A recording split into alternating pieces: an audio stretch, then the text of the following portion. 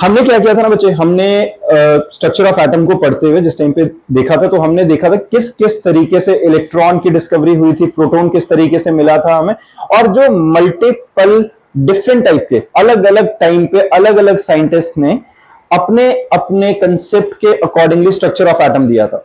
हमने ये देखा था, डेल्टन ने एक थ्योरी दी थी जिसके अकॉर्डिंग, डेल्टन थ्योरी के अकॉर्डिंगली क्या था, atom is the ultimate particle. हमने फिर उसके बाद हमें पता चला कि नहीं, ये डिस्कार्ड कर दी गई थी, इसके अंदर जो भी ड्रॉबैक्स थे।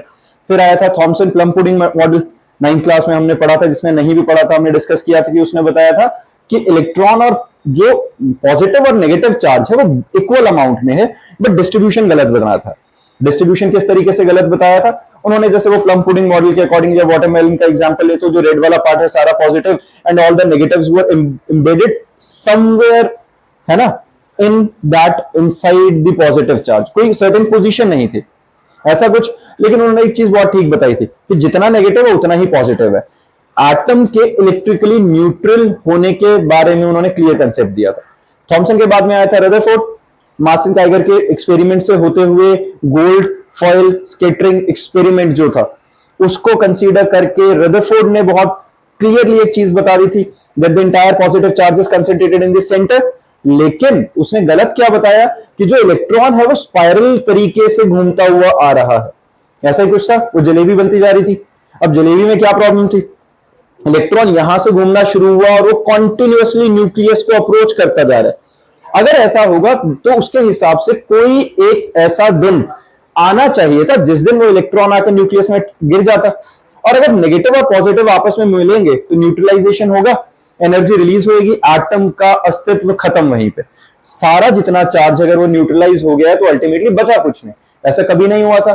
यहां से और एक और गड़बड़ क्या थी, अगर इलेक्ट्रॉन कॉन्टिन्यूअसली न्यूक्लियस के पास आता जाएगा तो that means her bar electron को एनर्जी रिलीज करते रहने पड़ेगी। तो इलेक्ट्रॉन अगर कॉन्टिन्यूअसली एनर्जी रिलीज कर रहा है, दुनिया का हर एटम कॉन्टिन्यूअसली एनर्जी रिलीज कर रहा है, तो दुनिया की हर ही चीज रेडियो एक्टिव होनी चाहिए थी, रेडिएशन एमिटिंग होनी चाहिए थी। और इसका मतलब एटम जो है वो हाईली अनस्टेबल चीज है कुछ, क्योंकि इलेक्ट्रॉन कॉन्टिन्यूअसली क्लोज आता जा रहा है, एक वेल डिफाइंड पोजीशन नहीं है उसके घूमने की। इन सारे ड्रॉबैक्स की वजह से रदरफोर्ड मॉडल ऑफ एटम को भी डिस्कार्ड किया। उसमें से हमने क्या पकड़ लिया, जैसे थॉमसन मॉडल ऑफ एटम में से हमने पकड़ा था मेन क्या, atom is electrically neutral. Rutherford में से पकड़ लिया कि न्यूक्लियस जो है वो सेंटर पे है, एंड न्यूक्लियस का साइज जो है it is of 1/1000 size of atom, इतना छोटा है। And approximately 90 to 95% of the atom is empty, उसके बीच में कुछ नहीं है, सिर्फ न्यूक्लियस सेंटर में और इलेक्ट्रॉन कहीं कहीं है। अब इलेक्ट्रॉन कहीं कहीं हमने फिर 10th क्लास में सीधा पढ़ लिया था, 9th क्लास में इवन वो जो हमारे पास बोहर मॉडल ऑफ एटम है जिसके अंदर हमने स्टेशनरी ऑर्बिट्स के बारे में बात करी थी कि भाई हमारे पास कैसा होता है, इस टाइप का कुछ हमारा स्टेशनरी ऑर्बिट है, इन ऑर्बिट्स के अंदर इलेक्ट्रॉन घूमते हैं, बीच में न्यूक्लियस होता है। अब यहीं से हमारा +1 का टॉपिक शुरू हुआ था। +1 में कहानी वो नहीं है कि बोहर मॉडल ऑफ एटम ऐसा है जिसके अंदर 2n² के accordingly number of electrons in the shell हमें पता चल गया, पहले में 2 फिर 8 फिर 18 32 ऐसा। मेन कहानी है बोहर भाई साहब को कैसे पता चला। ये असली स्टोरी तो वो थी ना, रदरफोर्ड के बारे में हमने कैसे पढ़ा, हमने कहा उसने पोस्टुलेट्स दिए, किस तरीके से दिए, मार्टिन काइगर के गोल्ड फॉयल एक्सपेरिमेंट के थ्रू होते हुए न्यूक्लियस को जस्टिफाई किया ना।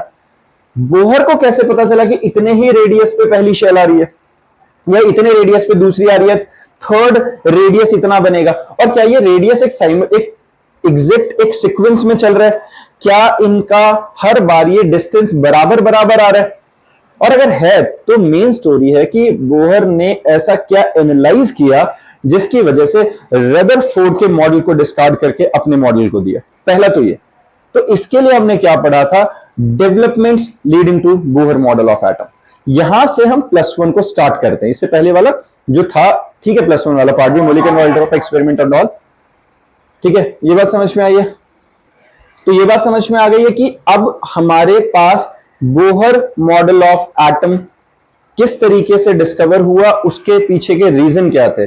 तो उनको हमने जब पढ़ना शुरू किया तो development leading to Bohr model of atom जो है, इसके अंदर फर्स्ट क्या है, dual nature of electromagnetic radiation. अब ड्यूल नेचर का मतलब क्या है, ड्यूल नेचर का मतलब होता है सीधा सा, हमने किसके बारे में पढ़ा, लाइट के बारे में पढ़ा था 10th क्लास के अंदर। जो हमारा लाइट चैप्टर था, सबसे पहले उसके इंट्रोडक्शन में ये लिखा था कि light possesses dual nature. Dual nature का मतलब it can act as particle, also it can act as wave, है ना।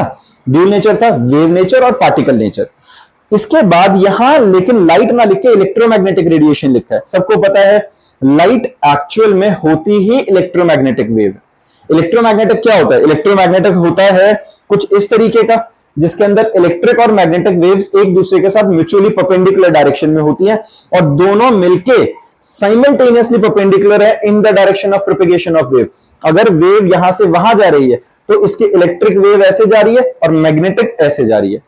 समझ रहे हो? ये दोनों आपस में म्यूचुअल, दोनों परपेंडिकुलर है and both are mutually perpendicular to the direction of propagation of wave. Then electromagnetic हमने डिस्कस किया था लास्ट टाइम, और इसके अंदर हमने फिर पढ़ा था वेव नेचर और पार्टिकल नेचर। वेव नेचर को पढ़ते हुए हमने ये प्रॉपर्टीज के बारे में डिस्कस कर लिया था। इसके बाद हमने डिस्कस किया था इलेक्ट्रोमैग्नेटिक स्पेक्ट्रा। इसको भी मैंने क्लियरली समझा दिया था इलेक्ट्रोमैग्नेटिक स्पेक्ट्रम क्या था। जिस टाइम पे इलेक्ट्रोमैग्नेटिक वेव्स की हम बात कर रहे हैं तो इलेक्ट्रोमैग्नेटिक वेव का मतलब कोई एक चीज नहीं है, it is a combination of different type of frequencies and wavelength. जब हमारे पास इलेक्ट्रोमैग्नेटिक वेव आ रही है, ये different different frequency and wavelength की कॉम्बिनेशन है। अब मैं इलेक्ट्रोमैग्नेटिक स्पेक्ट्रा में अगर उसको ब्रेक करके लिख देता हूं, हर फ्रीक्वेंसी और वेवलेंथ को इंक्रीजिंग ऑर्डर या डिक्रीजिंग ऑर्डर में अरेंज करता हूं, तो जो हमें मिलता है उसको हम क्या कहते हैं? Electromagnetic spectrum. और इस स्पेक्ट्रम में हमने क्या देखा था? फ्रीक्वेंसी और वेवलेंथ इनवर्सली रिलेटेड है। तो जिसकी वेवलेंथ बहुत ज्यादा है, रेडियो वेव दिख रहा है, वेवलेंथ क्या था? वेवलेंथ की डेफिनेशन क्या होती है? It is the distance between the two consecutive trough और टू कंसेक्यूटिव क्रेस्ट। तो ये जो क्रेस्ट के बीच का डिस्टेंस या ट्रफ के बीच का डिस्टेंस है, दिस इज वेवलेंथ। अब वेवलेंथ जितनी ज्यादा होगी, फ्रीक्वेंसी उतनी कम होगी। फ्रीक्वेंसी क्या होती है? Number of waves passing through a point in 1 second. तो जितनी छोटी वेवलेंथ होती जाएगी उतनी फ्रीक्वेंसी हाई होती जा रही है। अब फ्रीक्वेंसी जितनी हाई होती जा रही है उतनी ही एनर्जी ज्यादा होती है। ये बात समझ में आ रही है? पहला पॉइंट यहां से हमारे एनर्जी से रिलेटेड मैंने बोलना शुरू किया, जितनी हाई फ्रीक्वेंसी उतनी high energy. Energy is directly proportional to frequency. ये याद रखेंगे सब। फ्रीक्वेंसी पता है रेसिप्रोकल ऑफ टाइम पीरियड होता है, रिलेशन पता है C is equal to mu lambda वाला जो रिलेशन है अपने पास, म्यू लैम्डा वाला है ना। चलो, तो यहां से हमने ये भी डिस्कस कर लिया था कि गामा की सबसे ज्यादा रेडिएशन होती है। एग्जांपल के तौर पे हमने क्या रखा था? हल भाई साहब को समझा था। ठीक है, चलो इसके बाद अब हमारा टॉपिक आता है लिमिटेशंस ऑफ इलेक्ट्रोमैग्नेटिक वेव्स। हम क्या बात कर रहे हैं? हमने इलेक्ट्रोमैग्नेटिक स्पेक्ट्रम में या इलेक्ट्रोमैग्नेटिक वेव्स में क्या पढ़ा कि जो लाइट है वो वेव नेचर पोजेस करता है। यहां तक हो गया था। अब वेव नेचर में क्या ड्रॉबैक है? फिर अच्छा खासा चल रहा था, लेकिन वेव नेचर में एक पहला ड्रॉबैक आया था दैट जो वेव नेचर है हमारे पास बच्चा, वो ब्लैक बॉडी रेडिएशंस को एक्सप्लेन नहीं कर पाया था। अब ब्लैक बॉडी रेडिएशंस क्या, अभी टॉपिक पे आगे चलेंगे। और एक फोटो इलेक्ट्रिक इफेक्ट को एक्सप्लेन नहीं किया था। लाइन स्पेक्ट्रम ऑफ एटम नहीं बताया था इसने, और variation of heat capacity of solids as the function of temperature explain नहीं कर पाया था। अब ये हैं क्या, एक एक करके इनको समझेंगे, और ये अपने आप में बहुत वास्ट, बहुत इंटरेस्टिंग टॉपिक है। यहां से हमारा आज का लेक्चर शुरू होता है। अपना था बच्चे सबसे पहले मैक्स प्लैंक क्वांटम थ्योरी और प्लैंक्स क्वांटम थ्योरी। अब पहले क्वांटम थ्योरी के बारे में थोड़ा सा डिस्कस करते हैं। तुम्हें पता है रिसेंट जितनी भी रिसर्च है, जितनी भी पढ़ाई आज के टाइम पे सुन रही है, सबसे ज्यादा कोई हॉट टॉपिक है एआई के बाद, एआई अभी रिसेंटली ज्यादा आ गया, वरना quantum physics, quantum mechanics, quantum computers बहुत ज्यादा कुछ चल रहा है। क्वांटम मेनिया बहुत बेकार मूवी थी, पता है सबको। क्वांटम वाला कंसेप्ट पता है सबको। क्वांटम क्या है बेसिकली? क्वांटम फिजिक्स है क्या? जब स्टडीज चल रही थी ना, चलते चलते एक पॉइंट पे आके स्टडीज पे बिल्कुल ब्रेक लग गया था। फिजिक्स के अंदर बहुत कुछ नया डेवलप नहीं हो रहा था। कहानी क्या थी? उस टाइम तक 90s के आसपास की बात कर रहे हैं, आइंस्टाइन का एरा स्टार्ट होने से पहले तक। तब तक क्या चल रहा था? मेनली वेव थ्योरी को ही माना जाता था। ये कहा जाता था every fast moving particle, particle तो मान ही नहीं रहे थे उसे। हम क्या कह रहे थे, जो लाइट है, जो पार्टिकल्स का मोशन है, वो वेव नेचर ही पोजेस करता है, और वेव नेचर के बेसिस पे सब कुछ काम चल रहा था। इसके बाद मैक्स प्लैंक ने क्वांटम थ्योरी दी। क्वांटम थ्योरी के अकॉर्डिंगली क्या होता है? सबसे पहले क्वांटम का मतलब या क्वांटा का मतलब होता क्या? क्वांटा, क्वांटम या लाइट के केस में फोटोन, ये होता है छोटे छोटे एनर्जी पैकेट्स। किसके बारे में बात करते हैं? Small discrete energy packet. एक कॉन्टिन्यूएशन में नहीं है। वेव समझते हो क्या होता है? वेव है जो लगातार चल रही है, बीच में कोई भी छोटा पार्ट नहीं है। एग्जैक्टली एक फास्ट मूविंग ट्रेन, जो बहुत तेज अगर एक ट्रेन है जो जा रही है, अगर हम उसे ऑब्जर्व करेंगे तो फास्ट मूविंग ट्रेन हमें कैसे दिख रही है? कॉन्टिन्यूएशन में जा रही है बिल्कुल तेज। लेकिन अगर हम उसको रोक के उसको देखें तो हर डब्बा अलग है कि नहीं? वो अलग बात है, वो आपस में चिपके हुए। अगर हम उस पार्ट को ना कंसीडर करें तो हर बॉक्स, हर बोगी, हर कंपार्टमेंट अलग अलग है कि नहीं? वो है ना। तो वो जो छोटे छोटे बॉक्सेस हैं, these are discrete energy packets known as quanta, और इन लाइट के केस में फोटोन।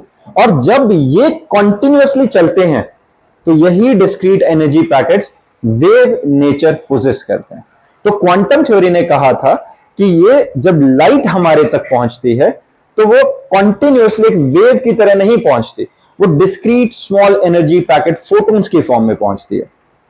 ये समझ में आया? क्वांटम का कंसेप्ट समझ में आ रहा है? क्वांटम थ्योरी बोल क्या रही थी?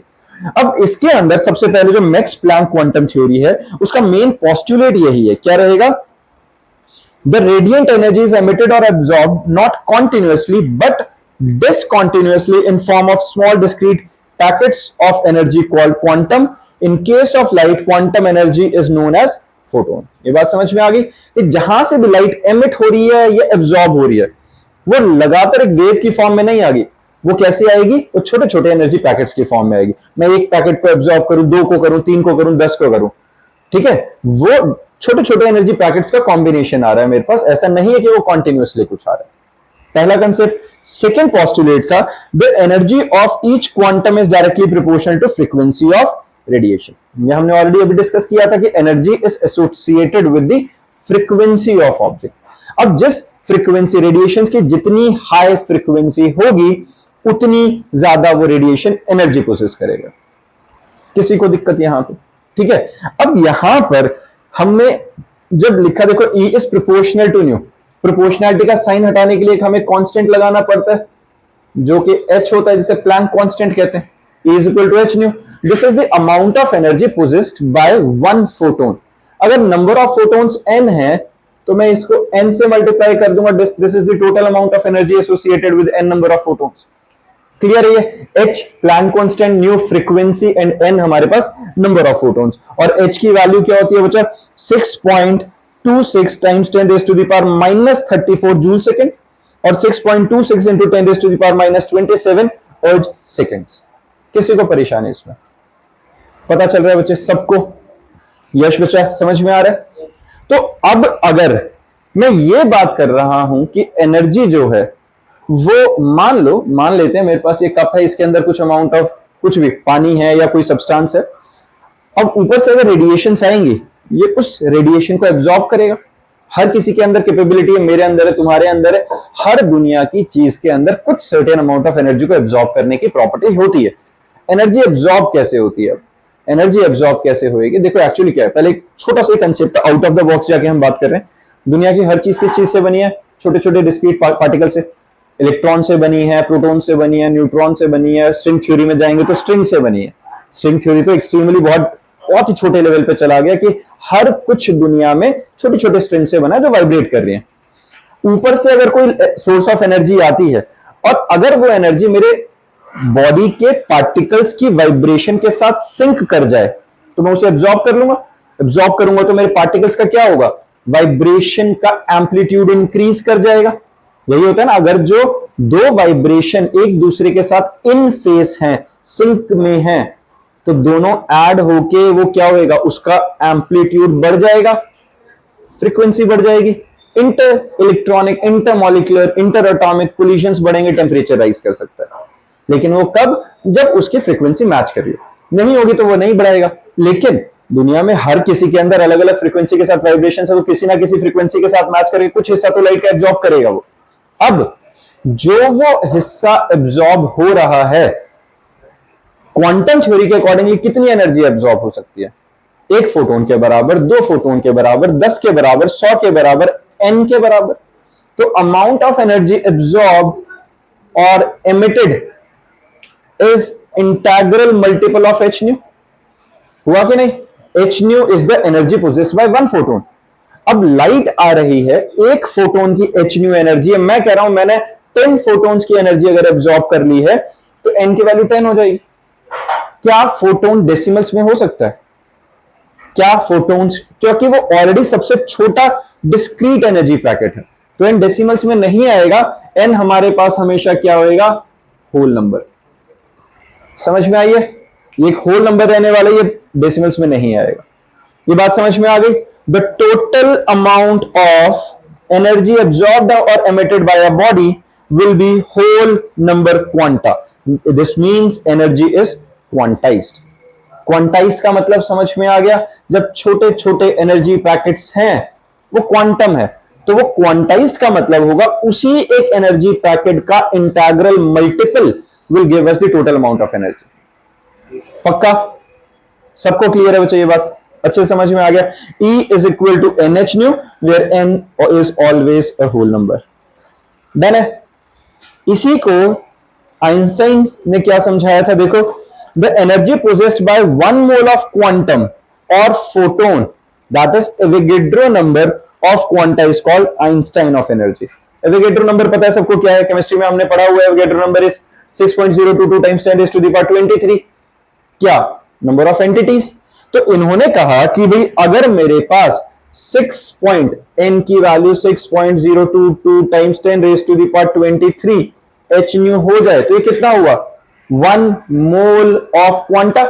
1 मोल ऑफ क्वांटम, तो 1 मोल ऑफ क्वांटम, ये टोटल जो एनर्जी आ गई है, इसको हमने क्या कहा? हमने क्या बेसिकली साइंटिस्ट में जो आइंस्टाइन भाई साहब उन्होंने क्या कहा था? 1 Einstein of energy, and it is given by n naught h nu where n is Avogadro number. किसी को दिक्कत? सिंपल टर्म है। 1 Einstein energy is equal to 6.022 times 10 raised to the power 23 h nu. Sorted बच्चा? अब आता है हमारे पास जो टर्म थी ब्लैक बॉडी रेडिएशन। ये बोहर ने जो हमने कहा था बेसिकली जो हमारे पास कौन कौन से थे पोस्टुलेट्स ऑफ द थ्योरी में या फिर लिमिटेशंस में, सबसे पहले हमारे पास जहां से शुरू हुआ था वहां पे हमारे पास क्या आया था कि ब्लैक बॉडी रेडिएशन को वेव थ्योरी समझा नहीं पाए थे। पहले ब्लैक बॉडी क्या होती है उसके बारे में बात करते हैं। ब्लैक बॉडी का मतलब है the ideal body that emits और absorbs radiation of all frequencies is called black body and the radiations emitted by such body are called black body radiations। समझ में आया? ब्लैक बॉडी का मतलब क्या हुआ? देखो, हम अगर वापस से कलर्स पे आए, हम अगर वापस से कलर्स के फंडे पे आए, कलर्स पता है सबको कैसे बन रहे थे? कलर कहां से बन रहे थे भाई? फिर वही एग्जांपल लेते हैं, कोई भी मान लो कुछ भी मेरे पास एक सामान है, मान लो ये उठा लिया, मार्कर है, लाइट आती है, लाइट में कोई कलर नहीं है। लाइट क्या है? इलेक्ट्रोमैग्नेटिक रेडिएशन है, एनर्जी है बेसिकली। आई इस पे टकराई, इसके पार्टिकल्स के सर्टेन फ्रीक्वेंसी के साथ वाइब्रेट कर रहे होंगे, उन्होंने कुछ एनर्जी एब्जॉर्ब कर ली, लेकिन जो एनर्जी एब्जॉर्ब नहीं कर पाए उसको इसने रिफ्लेक्ट कर दिया। अब वो जो रिफ्लेक्टेड एनर्जी है उसमें कलर्स नहीं है, लेकिन वो रिफ्लेक्टेड एनर्जी मेरी आंखों में पड़ी, मेरे आईज के अंदर कोन्स और रॉड्स लाइट सेंसिटिव सेल हैं। अब उन्होंने वो एनर्जी को एब्जॉर्ब किया और उस सर्टेन एनर्जी के लिए ब्रेन ने इंटरप्रेट किया लाल कलर, लाल कलर। अगर इतनी एनर्जी आएगी तो रेड कलर दिखेगा, तो मुझे ये रेड कलर दिखा। कलर्स वाला फंडा हमें क्लियर हो गया था। ब्लैक बॉडी में क्या हो रहा है? हमें कलर दिख ही नहीं रहा। प्योर ब्लैक बॉडी का मतलब हुआ, अगर यहां मैं बात करूं, मैंने ब्लैक टी शर्ट डाली है, किसी और बच्चे ने ब्लैक कलर डाला है, ये ब्लैक नहीं है, these are almost grey, dark grey. Black जो एक्चुअल ब्लैक होगा वो इतना ब्लैक होगा कि आसपास की लाइट को भी खा रहा होगा। तुमने अगर YouTube पे रिसेंटली जो एक सर्टेन पेंट है, उसका नाम क्या है अगर किसी को कौन सा जो भी है, कोई ब्लैक करके जो भी है, गूगल पे सर्च करोगे मिल जाएगा, डार्केस्ट सब्सटेंस। वो डार्केस्ट कैसे है? वो अपने आसपास का, अगर वो एक इतना सा ऑब्जेक्ट है तो उससे थोड़ा और दूर तक उसकी शेडो दिखती है। एक तरह से शेडो नहीं दिखती, बेसिकली वो आसपास की लाइट तक को खा जाता है। वो कैसे कर रहा है? लाइट का देखो मतलब ही ये है, ब्लैक बॉडी एक परफेक्ट ब्लैक बॉडी वो होगी जो 100% एब्जॉर्बर और 100% रिफ्लेक्टर ऑफ लाइट है। जितनी लाइट आई सबको एब्जॉर्ब कर गया, रिफ्लेक्ट कुछ किया नहीं, कलर क्या दिखेगा? कुछ नहीं। क्या दिखेगा? अंधेरा, डार्क, ब्लैक। समझ में आई है? तो ब्लैक बॉडी क्या होती है? The ideal body that emits and absorbs radiation of all frequency is called black body and those radiations are called black body radiations. देना बच्चा, अब यहां पे है क्या emission जो है हमारे पास of radiations from black body at different temperatures T1 and T2 are given by, यहां दिख रहा है अगर टेम्परेचर कम है, अगर लो टेम्परेचर है तो हमारे पास जो वेवलेंथ है किस तरीके से, देखो इस तरीके से वेवलेंथ इंक्रीज कर रही है विद इंक्रीज इन टेम्परेचर, और जैसे जैसे टेम्परेचर कम होना शुरू हो रहा है यहां पे हमारी इंटेंसिटी में चेंजेस आ रहे हैं। अब ये हो क्या रहा है समझना जरा इसे। हमने यहाँ पे दो ग्राफ्स को कंपेयर किया हो T1 और T2 पे, ये T1 टेम्परेचर पे, ये T2 टेम्परेचर पे, T2 is greater than T1, और ये इंटेंसिटी है रेडिएशन की। तो शुरू शुरू में क्या होता है, जैसे जैसे इंटेंसिटी बढ़ती जाती है, इंटेंसिटी समझते हो क्या होता है, इंटेंसिटी में नंबर ऑफ वेव्स या नंबर ऑफ पार्टिकल्स जितने ज्यादा आ रहे हैं, एनर्जी ज्यादा की बात नहीं कर रहे, चाहे वो एक certain amount of energy possess कर रहे हैं, एक पार्टिकल दो पार्टिकल की जगह अगर 100 पार्टिकल आएंगे तो हम कहेंगे इंटेंस बहुत हो गया। जैसे लाइट के जितना क्लोज आते हो तो number of waves passing through unit area बढ़ जाता है, तो हम कहते हैं फ्लक्स बढ़ गया, इंटेंस ज्यादा हो गया। चुभने वाली गर्मी, चुभने वाली लाइट कब होती है, जब इंटेंसिटी ज्यादा है। तो इंटेंसिटी क्या हो रही है with increase in wavelength, intensity शुरू में क्या हो रही है, इंक्रीज कर रही है, उसके बाद फिर वो डिक्रीज कर रही है, और अलग टेम्परेचर पे अलग तरीके का वो बिहेवियर रहेगा। ये सिर्फ ग्राफ है, तुम्हें पता होना चाहिए, मेन डेफिनेशन आती होनी चाहिए। अब अपना टॉपिक है photo electric effect, God level topic. क्यों भाई, ये जो टॉपिक है ये एग्जाम्स में भी आएगा, न्यूमेरिकल आएगा, और इसके साथ साथ ये 12th के अंदर dual nature of atom physics के अंदर एक पूरा चैप्टर बन के आएगा, जो कि अपने आप में एक अच्छी खासी वेटेज पोजेस करेगा कॉम्पिटेटिव में भी और बोर्ड्स में भी। मॉडर्न फिजिक्स का स्टार्टिंग है यहां से, ठीक है। मॉडर्न फिजिक्स वैसे किसको कहते हैं, क्वांटम फिजिक्स जो है वो मॉडर्न फिजिक्स का ही पार्ट है। अब यहां है हमारे पास फोटो इलेक्ट्रिक इफेक्ट, ध्यान से समझना, बहुत एक बेसिक से एग्जांपल के साथ भी मैं समझाऊंगा। फोटो इलेक्ट्रिक इफेक्ट क्या होता है, it is the phenomena of ejection of electrons from the surface of metal. It is the phenomena of ejection of electrons from the surface of the metal when light of suitable frequency falls on it, and the ejected electrons are called photoelectrons. हो क्या रहा है अब समझना इसे। मेरे पास एक metal surface है, मान लो ये, ठीक है, मेटल है। इस मेटल के पास एक प्रॉपर्टी है, इसने अपने सरफेस पे इलेक्ट्रॉन्स को होल्ड करके रखा हुआ है। बच्चे नोटबुक्स निकालेंगे, फोटो इलेक्ट्रिक इफेक्ट के जो फॉर्मुलाज वगैरह मैं बताता जाऊंगा, जो रिलेशंस बताता जाऊंगा, वो साथ के साथ लिखते चलेंगे और न्यूमेरिकल्स आएंगे। तो फोटो इलेक्ट्रिक इफेक्ट में क्या है, अगर ये मेरे पास एक मेटल है, देखो दुनिया की हर चीज के पास हमें पता है कि लूजली बाउंडेड इलेक्ट्रॉन्स हैं या आउटरमोस्ट शेल में, मेटल के पास भी है। मेटल के पास आउटरमोस्ट शेल में जो लूजली बाउंडेड इलेक्ट्रॉन है कंपैरेटिवली ज्यादा लूज है, आसानी से निकाले जा सकते हैं, तभी हम उसे इलेक्ट्रोपॉजिटिव कहते हैं। एनर्जी दी, इलेक्ट्रॉन रिलीज कर दिया, कैटाइन बनाएगा, सबको पता है ये वाला पार्ट। अब हो क्या रहा है, अगर मैं ये बोल रहा हूं कि इसके पास इलेक्ट्रॉन्स हैं, क्या मैं इसको बोलूंगा भाई इलेक्ट्रॉन निकाल दे और ये निकाल देगा? हमें क्या करना पड़ेगा, मुझे जोर लगाना पड़ेगा कि भाई इलेक्ट्रॉन निकाल दे। जोर लगाने का मतलब क्या हुआ, हम किसी सर्टेन फॉर्म में एनर्जी से सप्लाई करेंगे तब वो अपने इलेक्ट्रॉन्स को रिलीज करेगा, यही होगा। मिनिमम अमाउंट ऑफ कोई सर्टेन एनर्जी चाहिए कि जब ये इलेक्ट्रॉन्स को रिलीज करेगा। अगर मैं किसी मेटल सरफेस को, हाँ तुमने मेरी बेंचेस तोड़ी ऐसे ही करके जोर लगा के, वो फोटो इलेक्ट्रिक इफेक्ट लगा रहे हो। सुनो जरा हो क्या रहा है इसके अंदर, हम कर क्या रहे हैं अब समझना है एक बारी। अब जो बच्चा बेंच का एग्जांपल ही ले लेते हैं, तुमने कर ही लिया काम। वो हो क्या रहा है, बेंचेस के अंदर स्क्रूज लगे हुए, फोल्डेबल बेंचेस है। अब मैं बोल रहा हूं कि कोई बच्चा कह रहा है कि नहीं ये तो खुद ही निकल गया, खुद नहीं निकलता है, रखा हुआ, उसको एक सर्टेन अमाउंट ऑफ एनर्जी चाहिए। मैंने एक कमजोर या शरीफ बच्चा कहो, कमजोर कहना गलत है, शरीफ बच्चे को बोला कि बेटा इस बेंच के ऊपर बैठ जाओ, इज्जत से खोला, आराम से बैठ गया, ना उसे ठक करके मारा ना जोर से उखाड़ा, क्या वो निकलेगा बेंच? नहीं निकलेगा। लेकिन अगर एक बच्चा है, उसको मैंने बोला उखाड़ दो भाई, उसने कोशिश करी, थोड़ा सा जोर लगाया, नहीं उखड़ा। अब एक दूसरा पहलवान आता, उसने जोर से झटका मारा, ठक, वो निकल गया। क्यों निकला? क्योंकि जितनी अमाउंट ऑफ एनर्जी के साथ वो बेंच जुड़ा हुआ था मेन अपने स्ट्रक्चर के साथ, कम से कम उतनी एनर्जी देनी पड़ेगी कि वो अलग हो जाए। This is known as threshold energy, the minimum amount of energy which is required so as the electron ejected from the surface of the atom। समझ में आ रही है ये बात, कंसेप्ट समझ में आ रहा है? The phenomena of ejection of electrons from the surface of the metal, metal surface के ऊपर लाइट रेडिएशंस किसी भी फॉर्म में अगर मैं एनर्जी भेज रहा हूं तो वो इलेक्ट्रॉन्स किसी सर्टेन एनर्जी के साथ सरफेस के साथ जुड़े हुए हैं। अगर उस एनर्जी के बराबर की एनर्जी मिल जाए तो इलेक्ट्रॉन एनर्जी एब्जॉर्ब करके निकल जाएंगे, and this phenomena is known as photoelectric effect. और ये समझ में आ गया कि उस इलेक्ट्रॉन को निकालने के लिए कोई सर्टेन अमाउंट ऑफ एनर्जी तो चाहिए ही है, ये पता चल रहा है। अब सर्टेन अमाउंट ऑफ एनर्जी चाहिए तो सर्टेन अमाउंट ऑफ फ्रीक्वेंसी होनी चाहिए आने वाली रेडिएशंस की, that frequency is known as threshold frequency. बात समझ में आ रही है? तो minimum amount of energy required, phi से हम इसे रिप्रेजेंट कर रहे हैं, इसको क्या कहते हैं बच्चा? Work function. इसको हम क्या कहते हैं? Work function, which is equal to H nu naught. वो न्यू नॉट क्या रिप्रेजेंट कर रहा है? Threshold energy frequency, threshold frequency. और ये जो वर्क फंक्शन है ये एक तरह से थ्रेश होल्ड एनर्जी होगी। It is the minimum amount of energy which has to be supplied so that electron get ejected from the surface of the atom. किसी को इसमें परेशानी बच्चा? बिल्कुल ठीक है। अब इसके आगे चलते हैं कंसेप्ट में। मैंने कहा बेंचेस वाला एग्जांपल रखते हैं। मैंने कहा भाई ये बेंच है, ये मजबूती से पकड़ा हुआ है, इसको जोर लगाएंगे तो उखड़ेगा, लेकिन बहुत जोर लगाएंगे। अब यहां जग्गी भाई साहब आए, इन्होंने कहा ठीक है जोर लगाएंगे उखड़ेगा बहुत जोर, मैं पहलवान, मेरे में तो बहुत जोर। इसने क्या किया? ठागा के मारा फेंक के। क्या हुआ? अब उसने जब ऐसे ही फेंका तो साथ में निकल के गया दूर बेंच। क्यों हुआ ऐसा?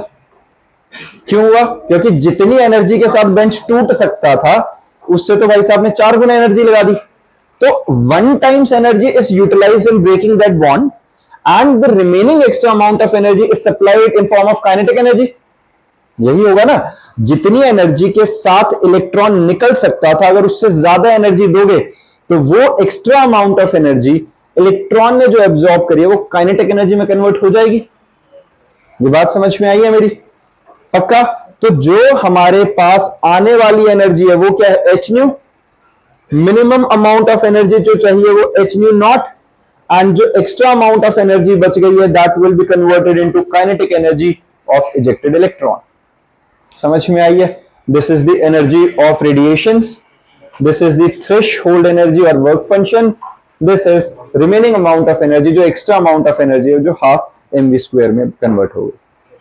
किसी को परेशानी बच्चे इस टॉपिक में? पक्का? पक्का बच्चे समझ में आ रहे सबको? अगर अब मैं इसको रीअरेंज करूं, H nu minus H nu naught is equal to kinetic energy half M V square, H common लेते हैं, nu minus nu naught is equal to half M V square. इस तरीके से मैं काइनेटिक एनर्जी निकाल सकता हूं। डन है बच्चा? ये रिलेशन समझ में आ गया? हाँ जी। थ्रेशहोल्ड फ्रीक्वेंसी डिपेंड करती है टाइप ऑफ मेटल पे। अब एक बेंच के अंदर 4 स्क्रू लगे हुए, एक में 5 लगे हुए, एक में 10 लगे हुए, एक में 2 लगे हुए। हर किसी मेटल सरफेस की अपनी अलग तरह की कैपेबिलिटी है इलेक्ट्रॉन्स को होल्ड करने की। तो new naught is constant for certain metal. एक ही तरह का मेटल है तो वो सेम रहेगी, लेकिन अलग अलग मेटल्स के लिए अलग रहेगी। ये बात ठीक है बच्चा? क्लियर है? अब हमारे पास यहां पर हर्ट्ज फोटोइलेक्ट्रिक एक्सपेरिमेंट है, इसको भी मैं समझा देता हूं किया क्या था। बहुत एक सिंपल एक्सपेरिमेंट था।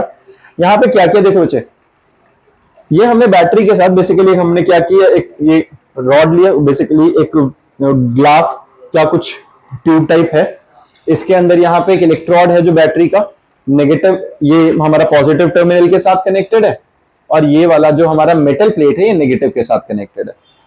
हाई पोटेंशियल अप्लाई किया है। क्या यहां से यहां इलेक्ट्रॉन्स अपने आप जाएंगे? नहीं जाएंगे। क्यों? क्योंकि बीच में कंडक्ट कराने के लिए कोई वायर नहीं है। तो हमने क्या किया, अब इस मेटल सरफेस को हमने लाइट के आगे एक्सपोज कर दिया। अब लाइट के आगे आते ही क्या हुआ, लाइट ने एक certain amount of energy supply करी। उस सर्टेन अमाउंट ऑफ एनर्जी की फ्रीक्वेंसी थ्रेशहोल्ड फ्रीक्वेंसी से ज्यादा थी मेटल सरफेस के, तो इसके कारण electrons get ejected from the surface of the metal, and since there is positive terminal connected with the detector, the electrons क्या होते हैं, negatively charged, they get attracted towards the positive end। तो इधर से इलेक्ट्रॉन्स को continuously flow होना शुरू हो गया, एमीटर में डिफ्लेक्शन दिख गई। तो हर्ट्ज एक्सपेरिमेंट में ये प्रूव हो गया, when metal is subjected to light or मतलब some sort kind of radiations, electron gets ejected from the surface of the metal। इसने फोटोइलेक्ट्रिक इफेक्ट प्रूव कर दिया था। देन है बच्चा, ये समझ में आ गई है? यही सारा थ्योरी के अंदर लिखा हुआ है, रीड कर लेंगे, डाउट आएगा डिस्कस कर लेंगे। अब यहां ना एक चीज आता है बाइंडिंग एनर्जी समझ में आ रहा है, जो एच न्यू नॉट या वर्क फंक्शन में बार बार बोल रहा हूं, और kinetic energy of ejected electron, ये हमने अभी डिस्कस कर लिया। और यहां पर इस ग्राफ को डिस्कस करते हैं पहले। यहां ग्राफ में देखो बच्चे, है क्या ग्राफ? ग्राफ में है फ्रीक्वेंसी ऑफ लाइट, ठीक है। तो यहां पे जो हमारे पास बच्चे ग्राफ है, इसके अंदर क्या है? Kinetic energy of ejected electron and photo electrons के साथ, ये फ्रीक्वेंसी ऑफ लाइट के साथ। तो basically kinetic energy of ejected electrons जो हैं और फ्रीक्वेंसी ऑफ लाइट है। यहां पे तुम एक चीज नोटिस कर पा रहे हो कि इनिशियली जब मैंने फ्रीक्वेंसी को बढ़ाना शुरू किया, अप टू दिस पॉइंट किसी तरीके के कोई इलेक्ट्रॉन की इजेक्शन हुई ही नहीं। क्यों नहीं हुई? क्योंकि इस पॉइंट तक जो हमारे पास है फ्रीक्वेंसी, वो थ्रेशहोल्ड फ्रीक्वेंसी से कम थी। तो जब तक थ्रेशहोल्ड फ्रीक्वेंसी के बराबर की लाइट नहीं आएगी, तब तक इलेक्ट्रॉन्स निकलेंगे ही नहीं बाहर। और जैसे ही हमने थ्रेशहोल्ड एनर्जी से ज्यादा फ्रीक्वेंसी अप्लाई करी, जैसे ही हमने थ्रेशहोल्ड फ्रीक्वेंसी से आगे की एनर्जी सप्लाई करी, तो जितनी एनर्जी रिक्वायर्ड थी उससे ज्यादा अगर एनर्जी आने लग गई, तो extra amount of energy will be converted into kinetic energy. तो हमारे पास साथ साथ में काइनेटिक एनर्जी का इंक्रीज आना शुरू हो गया, जिसकी वजह से हमारा ग्राफ इस तरीके से ये प्लॉट होता है। क्लियर है? ग्राफ समझ में आ रहा है? New naught is threshold frequency, और ये आगे आगे काइनेटिक एनर्जी हमारे पास इसके साथ इंक्रीज हो रही है। अब यहां देखो एक बार, kinetic energy of ejected electron और इंटेंसिटी ऑफ लाइट। अगर मैं कॉन्टिन्यूअसली इंटेंसिटी बढ़ाता भी जा रहा हूं, तो भी काइनेटिक एनर्जी में कोई चेंज नहीं आ रहा। कोई बच्चा मुझे इंटेंसिटी को समझाएगा क्या होता है? इंटेंसिटी क्या होता है? नंबर ऑफ फोटोन्स इंक्रीज करना बेटा, एक ही फोटोन नहीं। देखो इंटेंस का मतलब क्या होता है? हम कोई जब चीज कह रहे हैं, जैसे मैंने लाइट का एग्जांपल दिया था, मान लो मैं यहां से फ्लैश लाइट ऑन करता हूं और दूर से तुम्हें दिखाता हूं, क्या तुम सबको डिस्टर्बेंस फील होगी? कंपैरेटिवली कम होगी, आंखों में चुभेगी कम। लेकिन अगर मैं उसी फ्लैश लाइट को बहुत क्लोज आंख के पास ले आता हूं, तो आंखों में ज्यादा चुभती है वो लाइट। क्यों? क्योंकि जितना वो लाइट क्लोज आती जाएगी, number of waves passing through unit area बढ़ता जाएगा, मतलब नंबर ऑफ रेडिएशंस इंक्रीज होती जा रही है। हम कहते हैं इंटेंस ज्यादा हो गई है, इंटेंसिटी हाई हो गई है। अब एक बात समझो, इंटेंसिटी का मतलब क्या है? वापस से अपने उस खराब एग्जांपल पे चलते हैं, बेंच वाले पे। नुकसानदायक एग्जांपल है, उसको देखते हैं। है क्या उसके अंदर? मैंने कहा भाई बेंचेस हैं, ये जो हमारे पास चेयर्स हैं, इसके ऊपर जो अपना जो भी पूरा वुडन पार्ट है, ये टूटेगा एक सर्टेन एनर्जी के साथ। अब मैंने कहा कि लेट अस अज्यूम, मैंने बोला कि 5th क्लास के बच्चों को बुलाया, 5th क्लास के बच्चों ने जोर लगाया, नहीं टूटा। 6th क्लास के बच्चे को बुलाया, जोर लगाया, नहीं टूटा। 7th, 8th, 9th तक के बच्चों से वो नहीं टूट रहा है। मतलब 9th क्लास तक के बच्चे कौन हैं? जिनके पास थ्रेशहोल्ड फ्रीक्वेंसी नहीं है। मतलब those radiations which do not possess certain amount of frequency or certain amount of energy which is required to eject those electron from the surface of the metal। ये ठीक है। अब मैंने बुलाया 10th क्लास के बच्चे को। अब 10th क्लास का एक बच्चा आता है, जोर लगाता है थोड़ा अपना जितना उसमें कैलिबर था, और वो बेंच को निकाल देता है। बस निकला है, काइनेटिक एनर्जी नहीं दिया। मतलब 10th क्लास का एक बच्चा threshold amount of energy work function के बराबर या बाइंडिंग एनर्जी के बराबर एनर्जी दे पा रहा है। अब अगर मैंने बुलाया कि 11th क्लास का बच्चा, 11th क्लास के बच्चे में और थोड़े जान प्राण लगा लेते हैं, उसने तोड़ा और जोर से फेंक दिया, काइनेटिक एनर्जी भी साथ में दे दी, मतलब उसके पास थ्रेशहोल्ड से ज्यादा था। अब एक बात बताओ, अब मैं 11th के बाद 12th वाला बच्चा बुला लूंगा तो क्या होगा?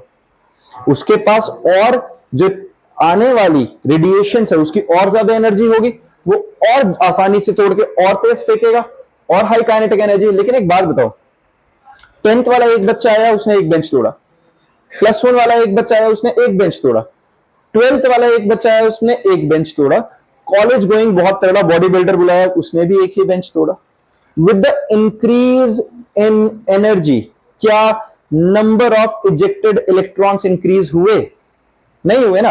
अगर मैंने आने वाली एनर्जी जो हमारे पास h न्यू है, अगर एक ही फोटोन की अगर मैं एनर्जी, मतलब एक फोटोन है बेसिकली, आने वाली रेडिएशन की सिर्फ मैं फ्रीक्वेंसी बढ़ाता जा रहा हूं, तो उससे होगा क्या? With the increase in frequency there is increase in kinetic energy. समझ रहे हो? जितना ज्यादा स्ट्रांग होता जाएगा, वो आसानी से बेंच तोड़ के दूर फेंकता जाएगा। इजेक्टेड इलेक्ट्रॉन्स की with increase in frequency, with increase in frequency of radiations ejected electrons की काइनेटिक एनर्जी इंक्रीज होती जाती है। डन है। लेकिन नंबर ऑफ फोटो इलेक्ट्रॉन्स में चेंज नहीं आता है। ये बात ठीक है। तो जो फोटो इलेक्ट्रिक करंट है उसमें भी कोई चेंज नहीं आया। पहले भी एक ही इलेक्ट्रॉन जा रहा था, अब भी एक ही इलेक्ट्रॉन जा रहा है, तो नंबर ऑफ फोटो इलेक्ट्रॉन्स जो है वो सेम है, तो फोटो इलेक्ट्रिक करंट भी सेम रही। With the increase in frequency of radiations हमारे पास फोटो इलेक्ट्रिक करंट पे कोई फर्क नहीं पड़ा, लेकिन काइनेटिक एनर्जी कंटिन्यूअसली इंक्रीज होती रही। यानी कि अगर मैं यहां पर एक ग्राफ प्लॉट कर लेता हूं काइनेटिक एनर्जी और फ्रीक्वेंसी के बीच में, तो हमने जो अभी बनाया है ये वैसा ही ग्राफ बनेगा। इधर को आने वाली फ्रीक्वेंसी, आने वाली रेडिएशन की फ्रीक्वेंसी है, तो ये थ्रेशोल्ड फ्रीक्वेंसी, और यहां से काइनेटिक एनर्जी बढ़नी शुरू हो गई, है ना। काइनेटिक एनर्जी बढ़ी, फोटो इलेक्ट्रॉन्स ने। अब मुझे अगर फोटो इलेक्ट्रॉन्स बढ़ाने हैं तो मैं क्या करूं? इंटेंसिटी बढ़ा दूं। अब मैंने 10th क्लास का ही बच्चा बुलाया, मैंने कहा एक नहीं 5 बच्चे आ गए, 5 बच्चों ने 5 बेंच तोड़ दिए, तो नंबर ऑफ इलेक्ट्रॉन्स बढ़े कि नहीं? अब नंबर ऑफ इलेक्ट्रॉन्स बढ़े तो फोटो इलेक्ट्रॉन्स बढ़े, फोटो इलेक्ट्रिक करंट इंक्रीज होगी। लेकिन क्या 5 बच्चों के बढ़ने से काइनेटिक एनर्जी में चेंज आया? 10 बच्चे बुला लिए तो क्या काइनेटिक एनर्जी में चेंज आया? नहीं आया ना। With the increase in number of radiations, मतलब with the increase in intensity, kinetic energy remains constant. ये ग्राफ इस चीज को रिप्रेजेंट कर रहा है कि जैसे जैसे मैं अगर इंटेंसिटी बढ़ा देता हूं वैसे वैसे काइनेटिक एनर्जी में किसी तरीके का चेंज नहीं आएगा, लेकिन फोटो इलेक्ट्रिक करंट या number of ejected electrons increase होते जाएंगे with the increase in intensity of light. किसी बच्चे को इसमें परेशानी? पक्का ये समझ में आ गया बच्चे सबको, है ना? डन है। चलो, ये हमारे पास हमारा रिलेशन आ गया और यहां तक हमने डिस्कस कर लिया। When we heat an iron bar, अच्छा ये वाला भी एक देखो बहुत इंटरेस्टिंग सा कंसेप्ट है बच्चे। ये हमारे पास क्या है? When we heat an iron bar it first becomes red, then brighter orange, yellow and finally begins to glow white and then blue light. ये कैसे हो रहा है? एक ही जो ऑब्जेक्ट है वो गिरगिट कैसे बन गया? अलग अलग कलर कैसे शो कर रहा है? क्या हो रहा है यहां पे? मैंने एक आयरन बार को हीट करना शुरू किया, आयरन बार को तो बदल नहीं रहा, लेकिन जब उसे हीट किया तो शुरू में वो कैसा हुआ? पहले रेड कलर का हुआ, और फर्दर हीट करते रहे वो ऑरेंज कलर का हो गया, और हीट करते रहे येलो कलर का हो गया, फाइनली फिर वो व्हाइट होके ब्लू लाइट में कन्वर्ट हो गया। लाइट में कन्वर्ट मतलब ब्लू लाइट एमिट करने लग गया। ऐसे कैसे? थ्रेशोल्ड फ्रीक्वेंसी चेंज हुई होगी। एक ही सेम सब्सटेंस की थ्रेशोल्ड फ्रीक्वेंसी कैसे चेंज होगी? टेम्परेचर चेंज हो रहा है तो उससे क्या चेंज हो रहा था? सोचो। टेम्परेचर चेंज हो रहा था तो फ्रीक्वेंसी किसकी? इंटेंसिटी। देखो लाइट की तो इंटेंसिटी नहीं बढ़ा रहे हैं हम, चेंज कहां कर रहे हैं? मेरी बात समझो। पहली बात तुम्हें यह एक विबग्योर जैसा कुछ होता दिख रहा है? पहली बात तो ब्लू से होते हुए वॉयलेट से होते हुए yellow, red, orange, red. VIBGYOR में इसी तरीके से था, हमने जब डिस्पर्शन ऑफ व्हाइट लाइट पढ़ा है इसी तरीके से था ना। तो हमने ये पढ़ा था कि जो रेड लाइट है उसकी सबसे कम फ्रीक्वेंसी है, मतलब जब हमने उसको हीट एनर्जी देनी शुरू करी है तो उस वक्त जो एनर्जी रेडिएट कर रहा है वो सबसे कम फ्रीक्वेंसी की एनर्जी रेडिएट कर रहा है, तो रेड दिख रहा है। हमने और एनर्जी सप्लाई करनी शुरू कर दी, हो क्या रहा है? The change in colors is due to increase in frequency of radiations emitted on heating। शुरू में कम एनर्जी दी, उसने कम एनर्जी रेडिएट करी। देखो पहली बात तो तुम्हें ये समझ में आ रहा है लोहा गर्म होकर कलर्स कहां से निकाल रहा है, वो खुद कलरफुल कैसे बन रहा है। एक्चुअल में क्या है, जब हम किसी चीज को हीट करते हैं तो उसके अंदर कैपेबिलिटी क्या है? वो कुछ अमाउंट ऑफ एनर्जी को एब्जॉर्ब कर लेगा और उसको एनर्जी को एब्जॉर्ब करके क्या करेगा? उसके पार्टिकल्स हाईली एक्सेलरेट करेंगे अंदर अंदर, इंटरमॉलिक्यूलर कोलिजन्स बहुत ज्यादा, जितना ज्यादा वाइब्रेशन उतना हीट एनर्जी ज्यादा, जितनी हीट एनर्जी ज्यादा उतना ही वो उस एनर्जी को रेडिएट करेगा। अब वो जो रेडिएटेड एनर्जी है वो कलर्स पोजेस करती है, समझ रहे हो? हमने जो हीट करा है उससे उसने रंग नहीं बदला, वो जो आने वाली एनर्जी को एब्जॉर्ब करके वापस एमिट करेगा। क्योंकि देखो वो ब्लैक होल तो नहीं है कि सब कुछ खा जाएगा, अंदर ही रख लेगा। जितनी एनर्जी आएगी उसे एब्जॉर्ब करके या तो टेम्परेचर बढ़ा सकता है और एक सर्टेन टेम्परेचर बढ़ने के बाद वो उसी एनर्जी को वापस रेडिएट करने की कोशिश करेगा। अब वो जब रेडिएट हो रही है, वो रेडिएट होने वाली एनर्जी, बाहर निकलने वाली एनर्जी किसी सर्टेन फ्रीक्वेंसी की होगी, वही फ्रीक्वेंसी कुछ सर्टेन एनर्जी, कोई एनर्जी हमारी आंखों में पड़ी, हमने क्या इंटरप्रेट किया, रेड कलर। जब लो फ्रीक्वेंसी की लाइट बाहर निकली तो हमने रेड कलर देखा। अब हम टेम्परेचर बढ़ाते ही जा रहे हैं, हम कॉन्टिन्यूसली हीट करे जा रहे हैं, वो भी भाई साहब जितना हो सकता है और हीट एनर्जी एब्जॉर्ब करके और ज्यादा एनर्जी रेडिएट करता जा रहा है, और ज्यादा एनर्जी मतलब और ज्यादा हाई फ्रीक्वेंसी, फ्रीक्वेंसी बढ़ने का मतलब विबग्योर में रेड से होते हुए ऑरेंज, ऑरेंज से होते हुए येलो, येलो से व्हाइट, व्हाइट से ब्लू, ब्लू से वायलेट तक पहुंचेगी नहीं। क्लियर है? With the increase in temperature it becomes red in beginning, red color has lower frequency that is lower energy, and finally blue light has highest frequency or high energy frequency। समझ में आ गई है? Electromagnetic wave क्यों नहीं निकाल रहे? देखो मेरी बात समझो, अब इसके ऊपर ना बहुत लंबा सा डिस्कशन हो सकता है। इलेक्ट्रोमैग्नेटिक वेव अलग थोड़ी ना होती है कुछ। अगर कोई ऑब्जेक्ट एनर्जी एब्जॉर्ब कर रहा है और उस एब्जॉर्ब्ड एनर्जी को एमिट कर रहा है, तो वो एनर्जी जो एमिट हो रही है वो इलेक्ट्रोमैग्नेटिक क्यों नहीं है? दुनिया की हर वेव, हर एनर्जी है तो इलेक्ट्रोमैग्नेटिक के टर्म्स में बच्चा। एक बात समझो, अगर जो एनर्जी निकल रही है बाहर, तो अंदर क्या है? अगर हम सिंपल एक बात करें, इलेक्ट्रॉन है, फास्ट मूविंग वाइब्रेटिंग इलेक्ट्रॉन है। हमें पता है इलेक्ट्रॉन क्या होता है, इलेक्ट्रिक फील्ड, वाइब्रेट कर रहा है, moving charge, magnetic field, energy radiate कर रहा है, इलेक्ट्रोमैग्नेटिक तो खुद ही निकल रही है। अब वो जो एनर्जी एमिट हो रही है इलेक्ट्रोमैग्नेटिक का एक सर्टेन पार्ट है, पूरी नहीं है। उसके अंदर गामा, अल्फा, बीटा, एक्सरे सब कुछ नहीं है। उसके अंदर क्या है? कोई सर्टेन विजिबल रेंज वाले का एक हिस्सा है जो निकल के आ रहा है। इंफ्रारेड भी निकल रहा होगा, अल्ट्रावायलेट निकल रहा हो, वो हमें नहीं, हमें तो रेड दिख रहा है क्योंकि बाकी हमें दिख नहीं रहा। हो सकता है वो और पार्ट भी कुछ निकलता हो, लेकिन रेड कलर को तो हम क्लियरली देख सकते हैं क्योंकि वो विजिबल स्पेक्ट्रम वाले पार्ट में लाई करता है। क्लियर बात हो चाहिए? ठीक है।